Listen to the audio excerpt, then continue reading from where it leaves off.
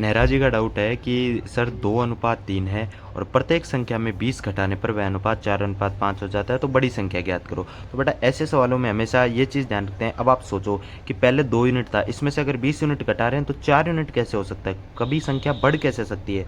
तो इसमें आपको घबराना नहीं है, ये सिर्फ यूनिट में चेंज हो रहा है, ये अनुपात है, इसको कोई मतलब। देखो ऐसे सवालों में आपको हमेशा क्या करना है, 2/5 लिखो। सर पहले 2/3, सर पहले अनुपात 2:3 था, अगर ए अनुपात बी होता है तो इसका मतलब ये तो होता है A/B।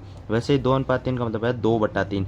अब देखो, अब इसमें से दोनों संख्या में से यूनिट है तो इनको सर्कल में बंद कर लो। दोनों संख्या में से अपन क्या कर रहे हैं, -20, ये लो -20 कर दिया, तो नया अनुपात कितना बन गया है, 4:5। बस ऐसे आपको इक्वेशन लिखनी है। सर पहले अनुपात लिखो, उसमें अगर -20 है तो ये -20 लिख दो, अगर जोड़ना होता तो +20 करके फिर नया अनुपात लिख दो। अब इसको भी यूनिट में बंद कर दो। देखो अब इस यूनिट को यूनिट से गुणा कराओ। देखो ये 5 इधर मल्टीप्लाई पे जाएगा, 5 2 जा 10, 10 यूनिट, माइनस ये 20 इस 5 से गुणा होगा, ये 100, बराबर ये 3 इस 4 यूनिट से गुणा होगा 12, और ये 20 से गुणा होगा तो माइनस का 80।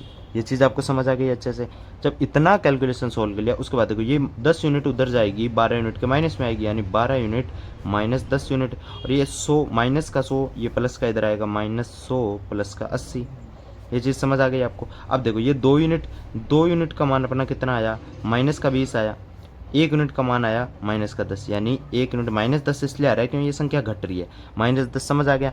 अब आपको क्या करना है, -10 समझ आ गया। अब देखो 1 यूनिट का मान 10 आ रहा है, आपको माइनस नहीं प्लस ही मानना है कि 1 यूनिट का मान 10 आ रहा है।